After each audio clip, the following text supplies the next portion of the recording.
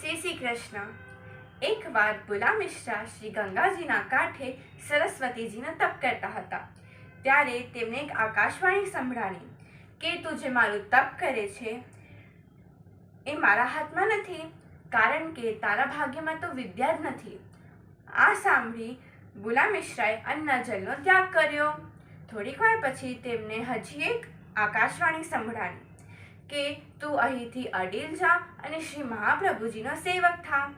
આ સાંભળી ભોલા મિશ્રા અડીલ ગયા અને શ્રી મહાપ્રભુજીના સેવક થયા।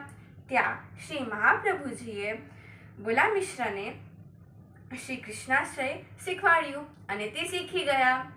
પછી ભોલા મિશ્રાને થયું કે મારા ભાગ્યમાં તો વિદ્યા નથી, તો મને કેવી રીતે આવડી ગયું। પછી તેમણે સરસ્વતીજીની આરાધના કરી અને તેમને પૂછ્યું કે મારા ભાગ્યમાં તો વિદ્યા નહોતી, તો પછી મને કેવી રીતે આવડી ગયું।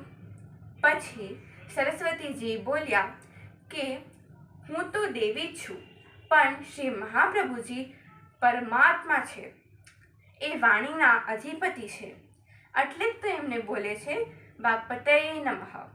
આ માળાનો જાપ દરેક વૈષ્ણવે કરવું જ જોઈએ। આ માળા કરવાથી આપણને જ્ઞાન અને વિદ્યાની પ્રાપ્તિ થાય છે।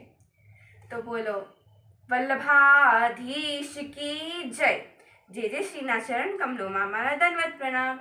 જય શ્રી કૃષ્ણ।